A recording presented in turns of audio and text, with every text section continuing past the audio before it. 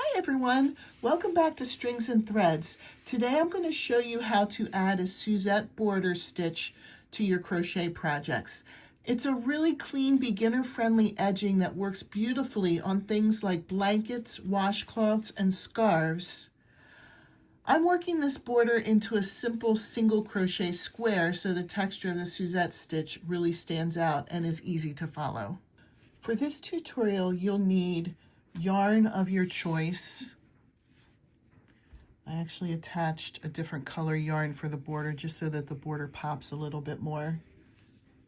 A crochet hook that matches your yarn, and scissors.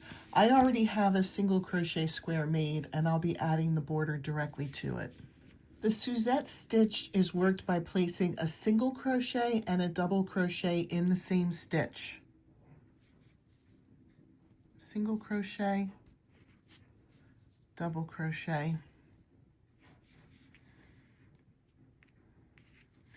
and then you skip a stitch, and then you repeat that. Put a single crochet and then a double crochet in that same stitch.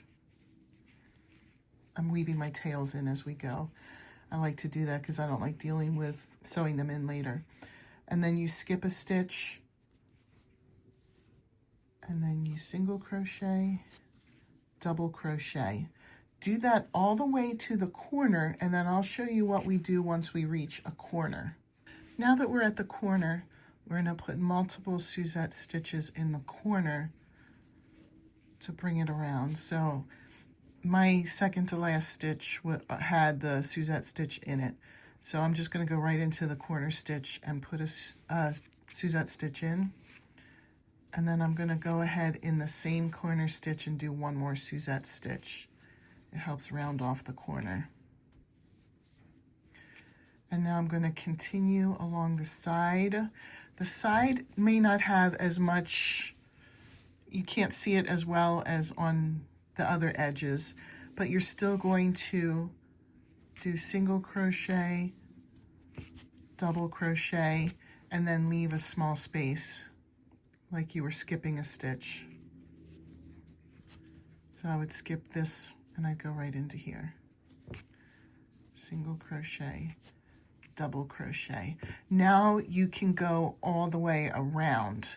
When you get to the corner, put 2 Suzette clusters in each corner.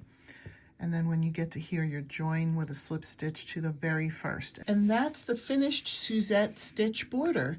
This edging adds texture without being bulky, and it's a great way to give a clean, polished finish to simple projects. You can use this border on blankets, washcloths, scarves, or really any project where you want a little extra detail around the edge. I hope you enjoyed this tutorial. If you did, please like, subscribe, and I'll see you in the next video.